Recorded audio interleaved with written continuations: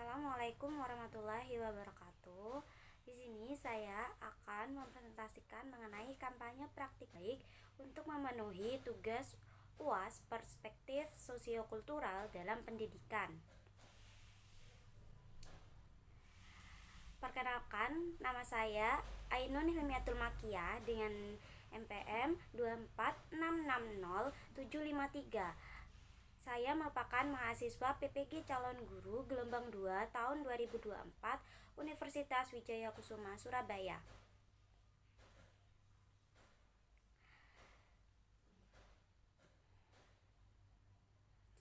Untuk permasalahan yang ada, berdasarkan hasil observasi dan wawancara mengenai pengaruh status sosial ekonomi terhadap hasil belajar peserta didik yang sudah dilaksanakan pada pertengahan semester kemarin, maka diperoleh beberapa permasalahan.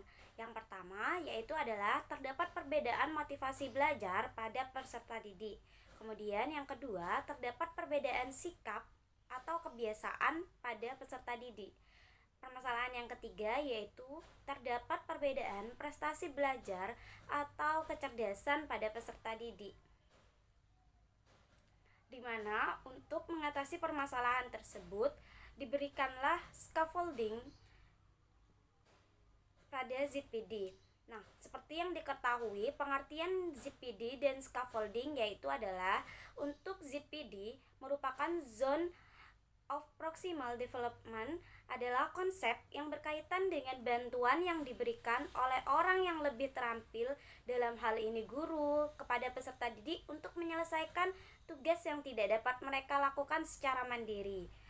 Pernyataan tersebut berdasarkan dari Putri E.RWA pada tahun 2024. Nah, di mana ZPD ini merupakan bantuan yang diberikan oleh orang yang lebih ahli, bisa itu berupa guru maupun itu teman sebaya yang pengetahuannya lebih tinggi atau yang lebih ahli untuk membantu peserta didik yang merasa perlu bimbingan atau merasa perlu bantuan untuk dapat menyelesaikan tugasnya secara mandiri. Nah, selain ZPD, ada juga pengertian dari scaffolding. Scaffolding sendiri merupakan bantuan atau dukungan tertentu yang diberikan untuk memungkinkan peserta didik menyelesaikan tugasnya secara mandiri yang dapat berupa petunjuk, kemudian berupa dorongan atau contoh. Pernyataan tersebut berdasarkan dari Putri E.RWA pada tahun 2024.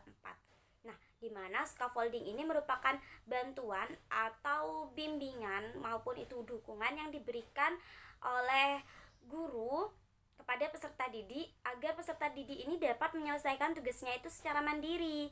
Nah, selain itu, intervensi terkait penerapan scaffolding pada ZPD. Nah, untuk penerapan scaffolding pada ZPD yang telah saya lakukan untuk mengatasi permasalahan-permasalahan berkaitan dengan status sosial ekonomi peserta didik yang telah ditemukan pada semester kemarin, yaitu saya memberikan scaffolding berupa memberikan pertanyaan pemantik kepada peserta didik. Tujuannya adalah untuk merangsang atau untuk memancing peserta didik menggunakan pertanyaan-pertanyaan yang dikaitkan dengan kehidupan sehari-hari dari peserta didik sebelum memasuki materi pembelajaran. Nah, kemudian scaffolding yang kedua yaitu adalah menggunakan media pembelajaran yang menarik. Nah, di mana media pembelajaran yang saya gunakan pada praktik mengajar yaitu adalah berupa PPT, gambar yang menarik, kemudian ada video pembelajaran, gamifikasi berupa aplikasi game, kemudian dan benda-benda konkret yang dapat membantu peserta didik dalam memahami materi pembelajaran yang diajarkan.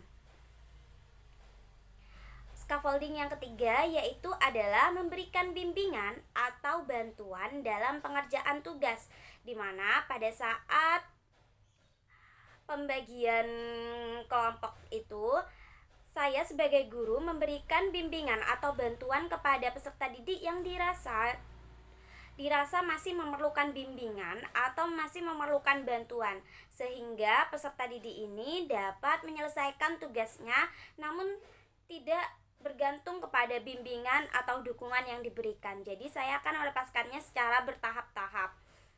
Artinya saya memberikan bimbingan atau bantuan tidak sepenuhnya, hanya pada langkah-langkah pengerjaan saja. Dan saya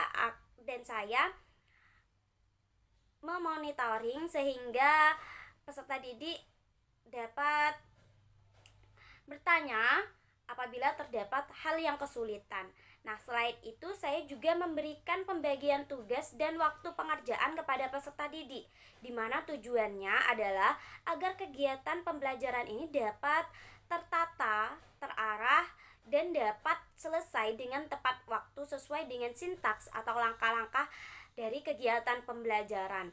Di mana pada saat pembagian kelompok, itu peserta didik saya berikan tugas masing-masing pada setiap anggotanya dan juga waktu pengerjaannya untuk menyelesaikan LKPD kelompok agar dapat selesai tepat waktu.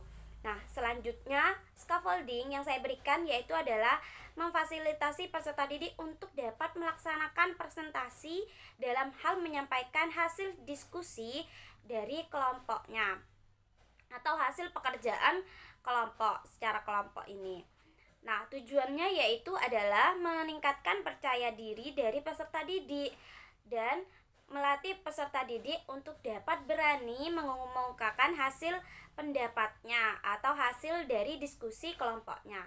Nah, selanjutnya scaffolding yang saya berikan yaitu adalah melaksanakan evaluasi dan refleksi setelah melaksanakan kegiatan pembelajaran, di mana evaluasi dan refleksi ini bertujuan untuk dapat mengetahui apakah kegiatan pembelajaran ini sudah berjalan maksimal atau belum, kemudian pada hal di mana saja yang masih terdapat kesulitan kepada peserta didik, itu saya dapatkan dari kegiatan evaluasi dan refleksi, sehingga apa saja kegiatan yang dapat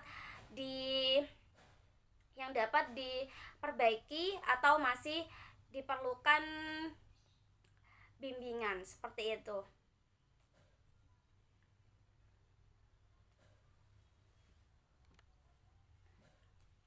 Selanjutnya yaitu adalah hasil atau efektivitas penerapan scaffolding pada ZPD, di mana scaffolding yang saya berikan itu tentunya sangat efektif karena membantu siswa belajar dengan lebih terarah yang dilihat dari nilai yang diperoleh oleh peserta didik tersebut. Nah, selain itu, peserta didik ini jadi paham apa materi atau permasalahannya, sehingga peserta didik ini tahu langkah-langkah yang harus dilakukan berdasarkan scaffolding yang telah saya berikan. Dan tentunya saya bisa mengevaluasi hasilnya. Selain itu, guru memberikan panduan yang jelas. Jadi, siswa ini tidak bingung dan lebih mudah mengikuti kegiatan pembelajaran ini. Nah, selain itu ya, siswa belajar bekerja sama dan berpikir kritis dalam kegiatan pembelajaran yang telah dilaksanakan. Refleksi di akhir juga dapat membuat peserta didik ini tahu apa yang sudah bagus dan apa yang perlu diperbaiki. Dengan cara ini, pembelajaran akan menjadi lebih seru, kemudian lebih dipahami, dan pembelajaran berjalan optimal untuk semua siswa, baik itu siswa yang masih memerlukan bimbingan, kemudian dilepaskan bimbingannya hingga siswa ini dapat belajar secara mandiri. Tentunya hasil tersebut itu efektif berdasarkan scaffolding yang saya berikan pada permasalahan status sosial ekonomi yang telah diperoleh. Nah, pembelajaran dan replikasi scaffolding pada ZPD, di mana pada pembelajaran dan replikasi scaffoldingnya ini saya menggunakan pendekatan pembelajaran yang digunakan, di mana pendekatan pembelajaran yang digunakan untuk mengatasi permasalahan terkait status sosial ekonomi berupa perbedaan hasil belajar, kemudian prestasi, kemudian motivasi, sikap, atau kebiasaan peserta didik itu saya menggunakan pendekatan, di mana pendekatan yang saya gunakan adalah berpusat pada siswa. Tujuannya yaitu adalah agar kegiatan pembelajaran ini menjadi lebih aktif dan siswa ini dapat percaya diri untuk dapat mengikuti kegiatan pembelajaran yang telah dilaksanakan. Nah, selanjutnya yaitu adalah strategi pembelajaran yang digunakan, di mana strategi pembelajaran yang saya gunakan itu adalah strategi pembelajaran kontekstual dan pembelajaran berbasis masalah, di mana pembelajaran kontekstual dan berbasis masalah ini saya memberikan kegiatan yang memfokuskan peserta didik untuk dapat menyelesaikan permasalahan sehari-hari, sehingga peserta didik ini dapat mengaitkan pemahaman mereka yang dimiliki dalam kesehariannya ini pada suatu kepada suatu materi yang disampaikan ini, sehingga peserta didik dapat menyelesaikan suatu permasalahan berdasarkan kehidupan sehari-harinya. Nah, selain itu teknik pembelajaran yang disesuaikan dan metode pembelajaran yang digunakan, di mana metode pembelajaran yang saya gunakan yaitu adalah diskusi yang terdiri dari kelompok-kelompok kecil untuk memudahkan saya dalam memantau perkembangan peserta didik dalam kegiatan pembelajaran di kelas. Saya juga menggunakan metode ceramah, penugasan, tanya jawab, dan simulasi atau demonstrasi. Nah, model pendekatan strategi, metode, teknik, dan taktik dalam pembelajaran ini merupakan sesuatu yang penting dalam mengoptimalkan proses belajar mengajar berdasarkan pernyataan dari Hasibuan NH dan kawan-kawan tahun 2024. Tentunya pembelajaran dan replikasi scaffolding pada ZPD yang telah saya berikan itu terdiri dari pendekatan, strategi, teknik, dan metode yang disesuaikan dengan kebutuhan belajar dan kondisi dari peserta didik berdasarkan permasalahan status sosial ekonomi tersebut. Nah, berikut yaitu adalah dokumentasi dari kegiatan pembelajaran yang telah saya laksanakan, di mana terdapat gambar dokumentasi saya memberikan bimbingan kepada kelompok-kelompok kecil, kemudian kegiatan pembelajaran yang dilaksanakan menggunakan kelompok-kelompok kecil untuk memudahkan kegiatan pembelajaran dan pemantauan dari peserta didik. Selain itu, saya juga menggunakan berbagai media pembelajaran yang menarik, berupa media gambar, PPT interaktif, video pembelajaran, dan pada gambar dokumentasi saya menggunakan benda konkret. Nah, selain itu, untuk meningkatkan motivasi belajar peserta didik, saya juga melaksanakan berbagai kegiatan seperti ice breaking, kemudian game, seperti itu. Selanjutnya yaitu adalah dokumentasi nilai, di mana dokumentasi nilai ini bertujuan untuk memperkuat atau sebagai bukti dari efektivitas atau hasil scaffolding dalam ZPD yang telah saya berikan untuk mengatasi permasalahan status sosial ekonomi yang ditemukan. Sehingga berdasarkan dokumentasi nilai yang telah diperoleh selama kegiatan pembelajaran ini, diketahui nilai peserta didik itu 80% di atas KKM. Sehingga pembelajaran ini menjadi dinilai efektif. Seperti itu, scaffolding yang saya berikan itu dinilai efektif.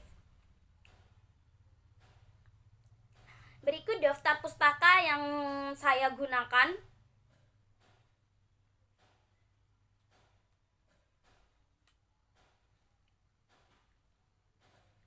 Mungkin itu saja yang dapat saya sampaikan.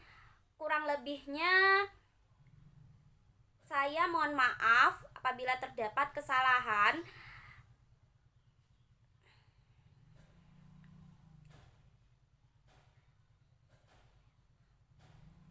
Wassalamualaikum warahmatullahi wabarakatuh.